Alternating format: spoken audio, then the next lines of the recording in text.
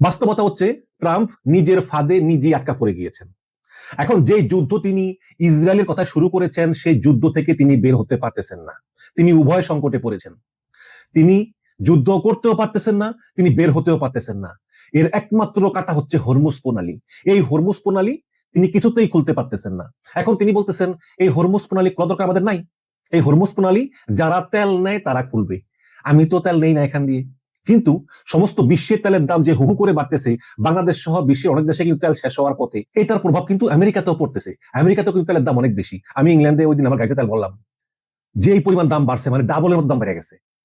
তো আমার গাড়িতে তেল ভরা থাকে সাধারণত, একটু খালি ছিল, চিন্তা করলাম যে বাকিটুকু ভরে রাখি। ও মা, সামান্য একটু তেল ভরাতে আমার কাছ থেকে প্রায় 30 পাউন্ডের মতো নিয়ে নিল। আগে হলে হয়তো 15 পাউন্ড নিত এরকম। তাহলে প্রচুর দাম বাড়ছে সব জায়গায়। এখন এই যে হরমুজ প্রণালী খোলা রাখা, এটা আমেরিকা বলতেছে ইউরোপকে, তোমরা আসো এটা খোলো, খোলা রাখো। কেন রে ভাই, তুমি পারো না কেন? তুমি বারে বারে বলো ইরান শেষ হয়ে গেছে, ইরানের কিছু নাই, ধ্বংস হয়ে গেছে। মানে সে তো বলে বলে তার প্রতিরক্ষা মন্ত্রী পিটার হ্যাকসেট দুইজনে মিলে বলে, এবং দুজনেই চরম যুদ্ধবাজ, যে ইরানের কিছু নাই, ইরান শেষ হয়ে গেছে, ইরান আর টিকবে না। তাহলে এই হরমুজ প্রণালী খুলতে পারো না কেন? এখন গতকালকে ইংল্যান্ডের পররাষ্ট্রমন্ত্রী ইয়াভিড কুপার তিনি 40টা দেশের পররাষ্ট্রমন্ত্রী বা সরকারের প্রতিনিধির সঙ্গে বৈঠক করেছেন যে কিভাবে আসলে এই হরমুজ খোলা রাখা যায়। এবং এখানে তারা বলেছেন, বিশেষ করে ফ্রান্সের প্রেসিডেন্ট ইমানুয়েল মাকো বলেছেন যে এই হরমুজ প্রণালী কখনোই সামরিক কায়দায় চালু করা সম্ভব না, এটা কূটনৈতিক কায়দায় সমাধান করতে হবে। এখন হরমুজ তো আগে খোলাই ছিল, ইরান তো কিচ্ছু বলতো না, এখান দিয়ে প্রতিদিন জাহাজ আসতো যেত।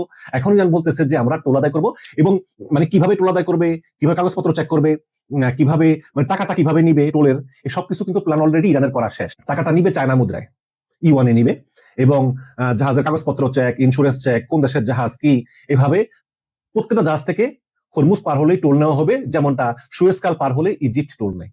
তাহলে বুঝেন, যেই প্রণালী দিয়ে প্রায় ডেইলি 2 থেকে 300 মতো জাহাজ ফ্রি চলাচল করতো, সেই হরমুজ প্রণালী দিয়ে এখন ইরান টোল নিবে, এবং যেখানে আমেরিকার কিচ্ছু করার নেই, কিচ্ছু করার নেই। কাজী ট্রাম্প এখন নিজের খাঁচায় নিজে বন্দী। উনি আগাতেও পারতেছেন না, পিছাতেও পারতেছেন না। এখন ট্রাম্প তার কল্পনা জগতে বাস করতেছেন। তিনি বলতেছেন আলোচনা চলছে, ইরান আমার হাতে পায়ে ধরতেছে, আমিও বলছি ঠিক আছে 1 সপ্তাহ 10 দিন এরকম করে করে বাড়াচ্ছি, কিন্তু এটি আসলে কল্পনার জগতে বাস করতেছেন। ইরান বারে বারে বলতেছে যে আমরা কোনো আলোচনা করতেছি না। আচ্ছা, যদি আলোচনা চলি, তাহলে কেন আমেরিকা ইসরায়েল প্রতিদিন ইরানে গিয়ে অনবরত বোমা বর্ষণ করতেছে? ইরানও অনবরত ক্ষেপণাস্ত্র মারতেছে, এবং ইরানের ক্ষেপণাস্ত্রের আঘাতে ইসরায়েলের আপনি দেখবেন যে মানে ওই বিভিন্ন পানির যে প্লান্ট, ওগুলো বাস্ট হয়ে আপনার ওই মানে শহরে পানিতে, মানে শহর ভাসতেছে, এবং বড় বড় বিল্ডিং গুলো ধসে পড়তেছে। মধ্যপ্রাচ্যের বড় বড় তেল ক্ষেত্র, গ্যাস ক্ষেত্রগুলোতে ইরান হামলা চালাচ্ছে। তাহলে প্রশ্ন হচ্ছে, শান্তি আলোচনার মাঝে কি কখনো এমন যুদ্ধ চলে? চলে না তো। তার মানে হচ্ছে কোনো শান্তি আলোচনা আসলে হচ্ছে না, এবং প্রকান্তরে আসলে ক্ষুব্ধ, বিধ্বস্ত, আক্রান্ত, ধ্বংসপ্রাপ্ত ইরান, তারা কোনো শান্তি আলোচনা মেনে নিবে না। ওদিকে আবার এই হরমুজ প্রণালী বন্ধের মধ্যেই এই বাব আল মানদেব আরেকটা যে প্রণালী আছে, সেদিক দিয়েও ইয়ামেনির হুতিরা হামলা চালাবে। ওদিকে আবার চেচেন যোদ্ধা, যাদের নেতৃত্বে আছে রমজান কাদিরভ, অনেক শক্তিশালী, তাদেরকে রাশিয়া পাঠাবে ইরানকে সহায়তা করার জন্য। সবচেয়ে বড় কথা হচ্ছে যে ডোনাল্ড ট্রাম্প, তিনি প্রেসিডেন্ট হওয়ার আগে সবসময় বলতেন যে যুদ্ধ অনেক ব্যয়বহুল, এই যুদ্ধ করতে করতে মার্কিন প্রেসিডেন্টরা আমেরিকার অনেক ক্ষতি করেছেন। আমি প্রেসিডেন্ট হলে কোনো যুদ্ধ তো করবোই না, বরং যুদ্ধ থামাবো এবং আমি আমেরিকার অর্থনীতি উন্নয়ন করব। ভালো কথা, সেই ট্রাম্পই দ্বিতীয়বারের মতো ক্ষমতায় এসে তিনি এমন এক যুদ্ধে জড়িয়ে পড়লেন যে যুদ্ধ থেকে আসলে তার কোনো মুক্তি নাই, এবং মানে খুব নিকট ভবিষ্যতে কোনো মার্কিন প্রেসিডেন্ট এইরকম ঝামেলায় পড়েনি যে ঝামেলায় তিনি পড়েছেন। এবং এই কারণেই তিনি অনবরত উল্টাপাল্টা কথা বলতেছেন, তার এক কথার সঙ্গে আরেক কথার কোনো মিল নেই। এবং আরেকজন প্রেসিডেন্টের স্ত্রী তাকে থাপড় দেয় নাকি দেয়, দেখুন এই ইমানুয়েল ম্যাক্রন ফ্রান্সের প্রেসিডেন্ট, তিনি বয়সে বড় এক মহিলাকে বিয়ে করেছেন, বিজিত তার থেকে 24 বছরের বড়। এখন স্বামী স্ত্রী খুনসুটি হতেই পারে, বাট ট্রাম্পের মতো একজন মার্কিন প্রেসিডেন্ট এগুলো নিয়ে, মানে একবার মনে হয় ইমানুয়েল কোন সফরে গিয়েছিল, সে সময় বিমানের দরজা খোলার সময় হঠাৎ করে দেখা গিয়েছে যে ইমানুয়েলের স্ত্রী তার গালে একটা চড় মেরেছেন। তো এইটা নিয়েই মানে খোঁচা দেয়। এই ধরনের কথাবার্তা যে বলে যে একজন প্রেসিডেন্ট আরেকজন প্রেসিডেন্টের উপর বিন্দু মাত্র রেসপেক্ট নাই, সেই প্রেসিডেন্ট তিনি চরম উল্টাপাল্টা কথা বলতেছেন এই কারণে যে তিনি মূলত হতাশা থেকে এগুলো বলতেছেন। যখন আপনি হতাশ থাকেন, যখন আপনি বুঝেছেন না যে আপনি কি করবেন, আপনার কোনো পরিকল্পনা নাই, বা পরিকল্পনা থাকলেও ওইটুকু বাস্তবায়ন হচ্ছে না, তখনই আপনি হতাশ হয়ে পড়েন, হতাশ হয়ে উল্টাপাল্টা কথা বলা শুরু করেন, এবং ডোনাল্ড ট্রাম্পের মুখ থেকে আমরা সেই ধরনেরই উল্টাপাল্টা কথা শুনতেছি। এখন হারে হারে ট্রাম্প বুঝতে পারতেছেন যে ইরান একটি অসম যুদ্ধ লড়তেছে। ইরান জানে যে আমেরিকা ইসরায়েলের সঙ্গে আমরা সরাসরি জীবনেও পারবো না। কাজে ইরান এমন একটি ব্যয়বহুল এবং দীর্ঘস্থায়ী যুদ্ধের প্রস্তুতি নিয়েছে গত 20 বছর ধরে, যেটার ভার বহন করা আমেরিকা ইসরায়েলের পক্ষে সম্ভব না। এবং এই কারণে এখন ট্রাম্প ক্রমে ক্রমে বন্ধু শূন্য হয়ে পড়েছে। ট্রাম্পের ইউরোপিয়ান বন্ধুরা ট্রাম্পের সঙ্গে নাই, ট্রাম্পের আরব বন্ধুরা ট্রাম্পের সঙ্গে নাই। গালফ কান্ট্রিগুলো বলতেছে, মানে সৌদি আরব, আরব আমিরাত, কাতার, ওমান, বাহরাইন, তারা বলতেছে যে এই মার্কিন ঘাঁটি আমরা করেছি আমাদের সুরক্ষার জন্য। সেই জায়গায় এই মার্কিন ঘাঁটিগুলো হয়ে গিয়েছে আমাদের বিপদের কারণ। শুধু এই মার্কিন ঘাঁটিগুলোর কারণে ইরান থেকে অনবরত ক্ষেপণাস্ত্র আসতেছে আমাদেরকে আক্রমণ করার জন্য। সুতরাং আমরা এই মার্কিন ঘাঁটি চাই না। যদিও মার্কিন সমর্থিত মিডিয়া বলতেছে যে আরব আমিরাত যুদ্ধে যোগ দিবে, সৌদি আরব যোগ দিবে, মানে ইসরায়েলের পক্ষে, আমেরিকার পক্ষে, কিন্তু বাস্তবে আসলে তা না। আরব কান্ট্রিগুলো আমেরিকার সঙ্গে যোগ দিবে না, বরং তারা এই মার্কিন ঘাঁটিগুলো তাদের দেশ থেকে সরিয়ে ফেলার চিন্তা ভাবনা করতেছে। ওদিকে ইউরোপ বলতেছে যেটা তো আমাদের যুদ্ধ না। এখন ট্রাম্প কথা কথায় বলেন নেটো ভেঙে ফেলবো, নেটো ভেঙে ফেলবো। নেটো হচ্ছে আপনার ওই নর্থ আটলান্টিক ট্রিটি অর্গানাইজেশন, সামরিক জোট, যে ওই যে ইউরোপ এবং আমেরিকা সহ যে কোনো একটা দেশ আক্রান্ত হলেই অন্য সব দেশ আক্রান্ত হয়েছে বলে ভেবে নেওয়া হবে এবং একসঙ্গে ঝাঁপিয়ে পড়বে। তো এখন ট্রাম্প কথা কথা বলে নেটো ভেঙে ফেলবো, নেটো আমাদের হেল্প করতেছে না। তখন এই ফ্রান্সের প্রতিরক্ষা মন্ত্রী ভদ্রমহিলা বলতেছেন যে হরমুজ প্রণালী খোলার জন্য নেটো গঠিত হয় নাই। আরেকটা কথা বলি ভুলে যাওয়ার আগে, মনে করেন যে ইরানের সৈন্য আছে 7 লাখ, আরো রিজার্ভ আছে 3 লাখ, মোট 10 লাখ। এখন আমেরিকার পক্ষে আসলে এত বেশি পরিমাণে সৈন্য পাঠানো সম্ভব না। এখন ইরাক যুদ্ধে ইরাক যুদ্ধে হয়েছে কি, মানে কোয়ালিশন জোট পাঠিয়েছে। কোয়ালিশন জোট বলতে কি, যেমন আমেরিকা সৈন্য দিয়েছে, ইংল্যান্ড সৈন্য দিয়েছে, আশেপাশে ইউরোপের অন্যান্য দেশগুলিও কিছু কিছু করে সৈন্য দিয়েছে। এভাবে মনে করেন যে 5-7 লাখ সৈন্য ম্যানেজ হয়েছে। কিন্তু এখানে কিন্তু আমেরিকা কেউ নাই।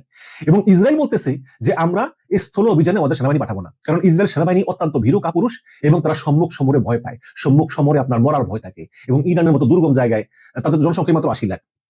এখন তারা চিন্তা করে যে এই সম্মুখ সমরে গিয়ে যদি আমরা মরে যাই, এটা তারা মানবে না, তারা পাঠাবে না। তারা ওই যে তাদের ওই ইসরায়েলের যে বিমান, শক্তিশালী বিমান আক্রমণ এবং গোয়েন্দা তৎপরতা, টেকনোলজি, এগুলো দিয়ে তারা চায় ইয়ে করতে। কিন্তু সম্মুখ সমরে শেষ পর্যন্ত মার্কিন সৈন্য যাবে। মার্কিন সৈন্যরা সাহসী, কোনো সন্দেহ নেই, তারা যুদ্ধ করতেছে, যাবে। কিন্তু যে ইসরায়েলের জন্য এই যুদ্ধ, সেই ইসরায়েল তাদের সেনাদেরকে সম্মুখ সমরে পাঠাবে না, সেটা একটু চমকপ্রদ খবর বটে আমার কাছে। এখন এই ইরানি 7 লাখ থেকে 10 লাখ সেনা এবং আরো ইরানের ইয়াং পোলাপান প্রতিদিন নাম লেখাচ্ছে, তারাও রিজার্ভ ফোর্সে যোগ দিতে চায়, তারাও অস্ত্র পরিচালনা শিখতে চায়।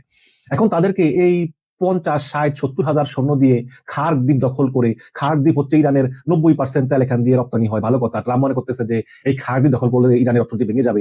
ঠিক আছে, হয়তো ভেঙে যাবে, কিন্তু আপনি এই খার্ক দখল করে রাখতে পারবেন কয়দিন, তাই না?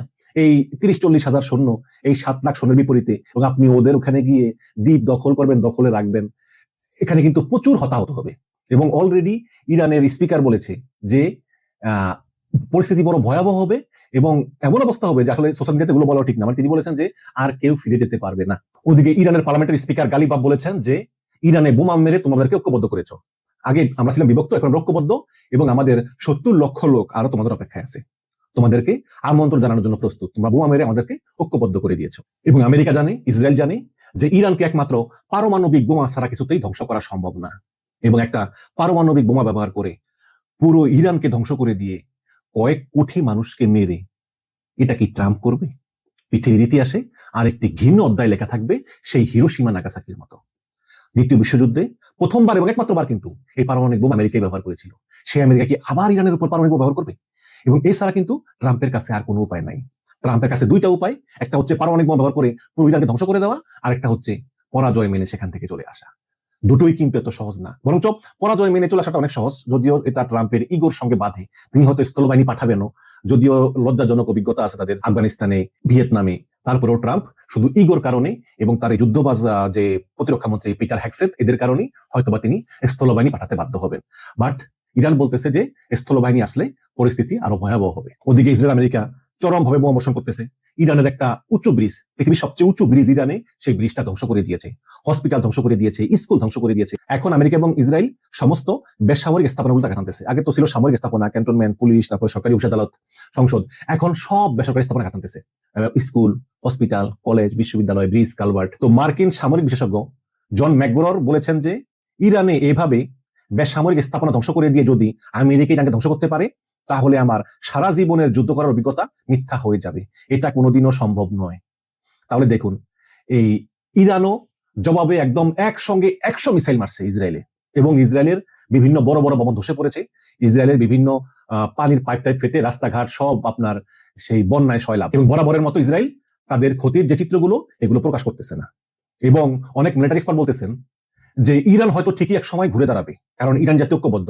কিন্তু ইসরায়েলের যে ক্ষতি হয়েছে, সেই ক্ষতি আমেরিকার সাহায্য ছাড়া তারা 40 বছরেও পুষিয়ে নিতে পারবে না। এবং ট্রাম্প বারে বারে বলতেছে যুদ্ধ আর 1 সপ্তাহ, 2 সপ্তাহ, 3 সপ্তাহ। এর কারণ হচ্ছে ট্রাম্প আসলে বাজার নিয়ন্ত্রণ রাখতে চায়, তেলের দামটা কমিয়ে রাখতে চায়, শেয়ার বাজারের ধস থেকে পৃথিবীকে ঠেকাতে চায়। কিন্তু আসলে ট্রাম্প যুদ্ধ চালিয়ে যাবে, কারণ এছাড়া তার উপায় নাই। তার ইগোতে হিট করেছে যে কি ইরান এত বড়, আমরা আমরা পরাজয় বরণ করবো, প্রশ্নই আসে না। কিন্তু পৃথিবীর অবস্থা ক্রমে ক্রমে খারাপের দিকে যাচ্ছে। এখন যেটা বলেছিলাম, এই যুদ্ধের পর ইউরোপকে এবং মধ্যপ্রাচ্যকে ভাবতে হবে যে আমেরিকা আর আমাদেরকে নিরাপত্তা দিতে পারবে না। আমেরিকার সমস্ত বিশ্বে যেই 700-800 ঘাঁটি আছে, এটা আসলে আমেরিকা চালাতে পারতেছে না। অন্য প্রেসিডেন্টরা তো লাজ লজ্জার ভয় চুপ থাকে। ট্রাম্প বলতেছে যে না, নিরাপত্তা আমরা একাই দেবো না, তোমাদেরকেও পয়সা খরচ করতে হবে। ইউরোপ, মধ্যপ্রাচ্য, তোমাদেরকেও পয়সা খরচ করতে হবে। এখন যদি আমাদের পয়সা খরচ করে নিরাপত্তা কিনতে হয়, আমরা তোমাকে গুরু মানবো কেন, তাই না? তো এই যুদ্ধের পরে ইউরোপ এবং মধ্যপ্রাচ্যকে ভাবতে হবে যে আসলে এই আমেরিকা আমাদেরকে নিরাপত্তা দিতে পারবে না, বরঞ্চ আমেরিকা আমাদের ক্ষতির কারণ হবে। যে আমেরিকা শুধু ইসরায়েলের কথায় একটা বার পর্যন্ত ইউরোপের মিত্র, মধ্যপ্রাচ্যের মিত্রকে একটা জিজ্ঞাসা করা পর্যন্ত মনে করলো না যে তোমরা কি মনে করো, হঠাৎ করে আক্রমণ করে বসলো কোনো কারণ ছাড়াই। তুলসী গাবার্ড, গোয়েন্দা প্রধান, ভারতীয় বংশোদ্ভূত, তিনি 2 সপ্তাহ আগে বলেছেন যে ইরান আমাদের জন্য হুমকি নয় এবং ইরানে কোনো পারমাণবিক কর্মসূচি আছে বলে আমার জানা নাই। কাজে শুধু শুধু আক্রমণ করা, শুধু ইসরায়েলের কথায়, এটা কেউ মেনে নিতে পারতেছে না। এবং এই কারণেই এই যুদ্ধের পরে সমস্ত বিশ্বের উপর মার্কিন প্রভাব অনেকাংশেই কমে যাবে এবং মার্কিন সাম্রাজ্যবাদ, সেই সাম্রাজ্যবাদ পতন ঘটবে এবং মধ্যপ্রাচ্য এবং ইউরোপগুলো তারা নিজেরাই আমেরিকা ছাড়াই জোট করে নিজেরাই নিজেদের নিরাপত্তার ব্যাপারে নিজেরাই ভাববে। কারণ যেই ট্রাম্প বলতেছে গ্রিনল্যান্ড দখল করবো, যে গ্রিনল্যান্ড কিন্তু ডেনমার্কের আন্ডারে এবং এটা আমেরিকার বন্ধু রাষ্ট্র, যে ট্রাম্প এই কথা বলতে পারে, কিউবা, কলম্বিয়া, মানে কথায় কথায় বলে ওই দেশ দখল করবো, এই দেশ দখল করবো, ওদেরকে বোম শেষ করে দেবো, ওদেরকে আদিম যুগে ফিরিয়ে দেবো, এবং জাতিসংঘ আছে বলে তো মনে হয় না। জাতিসংঘের মহাসচিব এই কথা নিন্দা পর্যন্ত করার সাহসটা পর্যন্ত পায় না। আর যে ইরানের সরকার ব্যবস্থা পরিবর্তন করবে, সেই ইরানের সরকার এখনো টিকে আছে এবং ইরানের জনগণ কিন্তু বাংকারে গিয়ে লুকায় না। ইসরায়েলের জনগণ যেমন একটু সাইরেন শুনলে সব গিয়ে বাংকারে লুকায়, ইরানের লাখ লাখ জনগণ রাস্তায়, লাখ লাখ। এবং যেই ইরানের পররাষ্ট্রমন্ত্রী আরাচি, তিনিও রাস্তায়। জনগণ জিজ্ঞেস করে যে এই যে ইসরায়েল আপনাকে মারার জন্য হন্যই খুঁজছে এবং আপনার সিনিয়র অনেকেই মারা গিয়েছেন, খামেনি সহ প্রায় 20-25 জন, তারপর আপনি আজকে রাস্তায় এই জনগণের সঙ্গে, আপনার ভয় লাগে না? আরাচি বলতেছেন কিসের ভয়, আল্লাহ তো উপরে আছে, যেদিন কপালে মৃত্যু লেখা সেদিন মৃত্যু হবেই, কিন্তু এই জনগণের সঙ্গে আসি, এটাই তো আমাদের ইরানের বড় বিজয়। তো আছে, রাস্তায় আছে, আর ইসরায়েলিরা তারা বাংকারে লুকাচ্ছে। এখন এই যে এত ক্ষতির পরেও, এত বোমা বর্ষণের পরেও, এত মানুষজন মরার পরেও, তারপরেও তার রাস্তায় আছে। আরেকটি বিষয় বলতে ভুলে যায়, কিন্তু লেবাননেও কিন্তু প্রচুর হামলা হচ্ছে। লেবাননে প্রায় 2000 মানুষ মারা গিয়েছে ইসরায়েলি হামলায়, এবং লেবাননের লাখ লাখ মানুষ তারা পালিয়ে বেড়াচ্ছে এই বোমা হামলা থেকে বাঁচার জন্য। তো এখন এই আমেরিকা যা শুরু করেছে এই মধ্যপ্রাচ্যে, তা অত্যন্ত ভয়াবহ। এখন আমি আসলে জানি না যে ট্রাম্প কি করে। এটা বুঝতে পারি বিভিন্ন সামরিক এক্সপার্টদের কথায় এবং বিভিন্ন ভূরাজনৈতিক বিশ্লেষকদের কথায় যে আসলে ট্রাম্পের সামনে উপায় 3টা। একটা হচ্ছে যে নিজেকে নিজে বিজয়ী ঘোষণা করে যুদ্ধ শেষ করে চলে আসা, যদিও মানে এটা পরাজয় লক্ষণই হবে, যে যেহেতু আর যুদ্ধ করতে পারতেছি না, কাজে নিজেকে নিজে বিজয় ঘোষণা করি, যুদ্ধ ছেড়ে চলে আসি আরো 2 সপ্তাহ পরে। এটা হওয়ার সম্ভাবনা সবচেয়ে বেশি। আর দ্বিতীয় হচ্ছে যে না, আমি ওখানে স্থলবাহিনী পাঠাবো, অলরেডি স্থলবাহিনী পাঠিয়েছে, আমি বলেছি অনেকগুলো, খাল দখল করার জন্য, ইরানের যে খাল দ্বীপ দখল করার জন্য সেখানে প্রায় 40-50 হাজারটা সেনার একটা ব্যবস্থা আছে, মেরিন সেনা, ডেল্টা ফোর্স, তারপরে ব্যাটালিয়ান কমান্ড, ট্রুপার, অনেক কিছু পাঠিয়েছে। এই 11 মার্চ থেকে 23 মার্চ পর্যন্ত আরো পাঠাচ্ছে দ্বীপ দখল করে, তারপর চেষ্টা করা যে ইরান অর্থনীতি দুর্বল করে ফেলা। কিন্তু সেক্ষেত্রে কিন্তু ইরান পাল্টা হামলা চালাবে এবং সেখানে বহু হতাহত হবে, এবং এই দুর্গম পাহাড়ি এলাকা, এইসব এত বড় দেশে কিন্তু এত বড় জনসংখ্যার সামনে আমেরিকার জেতার সম্ভাবনা কম। এবং এতে যুদ্ধ আরো দীর্ঘস্থায়ী হবে, পৃথিবীর অর্থনীতি ধ্বংস হয়ে যাবে এবং হরমুজ প্রণালী ওই বন্ধই থাকবে। আর তৃতীয় উপায় হচ্ছে পারমাণবিক হামলা চালানো, যে একটা বোমা ফেলাবো একসঙ্গে শেষ। বাট সেই পারমাণবিক বোমা হামলা চালালে ইরান তো ধ্বংস হবেই, আশেপাশের সমস্ত মধ্যপ্রাচ্যের দেশগুলোতেও তেজস্ক্রিয়তা ছড়িয়ে পড়বে, সেটা কিন্তু শুভ হবে না। এবং ইরানের কাছে তো পারমাণবিক বোমা থাকতে পারে না। এখন ইরান যদি প্রতিশোধ নেওয়ার জন্য মধ্যপ্রাচ্যে পারমাণবিক বোমা ছাড়ে, সেই বোমায় সৌদি আরব, কাতার, কুয়েত সহ ইসরায়েল ধ্বংস। আর কত লজ্জা পাবে ডোনাল্ড ট্রাম্প। দেখেন, অস্ট্রিয়ার মতন একটা ছোট দেশ, তারাও কি বলছে, ইরানে হামলা চালাতে যুক্তরাষ্ট্রকে আকাশ সীমা ব্যবহার করতে দেবে না অস্ট্রিয়া। এর আগে ফ্রান্স বলছে, জার্মানি বলছে, স্পেন বলছে, এখন অস্ট্রিয়া বলল। আর ব্রিটেন তো বলল যে ইরান যুদ্ধ আমাদের নয়। বার্তা পরিষ্কার। অস্ট্রিয়ার মতন দেশও আজকে বলে ফেললো ইরানে হামলা চালাতে যুক্তরাষ্ট্রকে নিজের আকাশ সীমা ব্যবহার করতে দেবে না অস্ট্রিয়া। এরই মধ্যে আকাশ সীমা ব্যবহার করতে চেয়ে যুক্তরাষ্ট্রের করা অনুরোধ অস্ট্রিয়া প্রত্যাখ্যান করেছে। অস্ট্রিয়ার প্রতিরক্ষা মন্ত্রণালয় জানিয়েছে, নিজেদের নিরপেক্ষতার আইনের কথা জানিয়ে অস্ট্রিয়া মার্কিন যুক্তরাষ্ট্রকে তাদের আকাশ সীমা ব্যবহারের অনুমতি দিতে অস্বীকৃতি জানিয়েছে। মন্ত্রণালয়ের একজন মুখপাত্র জানিয়েছেন, ইরানে অভিযানের জন্য আকাশ সীমা ব্যবহার করতে ওয়াশিংটন থেকে কয়েকবার অনুরোধ এসেছে। অস্ট্রিয়া দীর্ঘদিন ধরে সামরিক নিরপেক্ষতার নীতি বজায় রেখে আসছে। ইউরোপের দেশগুলোর মধ্যে স্পেন ইরান যুদ্ধের বিরুদ্ধে উচ্চকণ্ঠ, দেশটির মার্কিন সামরিক বিমানের জন্য আকাশ সীমা বন্ধ রেখেছে। ইতালির সরকারও গত সপ্তাহে সিসিলিতে সামরিক ঘাঁটি ব্যবহারের জন্য মার্কিন একটি বোমারু বিমানকে অনুমতি দেয়নি। আর কি থাকলো তাহলে, মানে এই ইউরোপের প্রতিটা দেশই ছিল একসময় আমেরিকার মিত্র দেশ হিসেবে পরিচিত। তার মধ্যে অনেকগুলো দেশ ন্যাটোর সদস্য। এখন একে একে সবাই কিন্তু সরে যাচ্ছে। কিন্তু ট্রাম্পের তো সেই মানে ভ্রুক্ষেপও নেই লজ্জাও নেই, ক্ষুব্ধ হচ্ছে, কিন্তু কিছু করার নেই। কি পরিণতি অপেক্ষা করছে এটা বোঝা দরকার। আজকে ট্রাম্প ইরান যুদ্ধ অবতীর্ণ হয়ে পুরো বিশ্বকে সংকটে ফেলে দিছে। সেই কারণে ইউরোপের প্রতি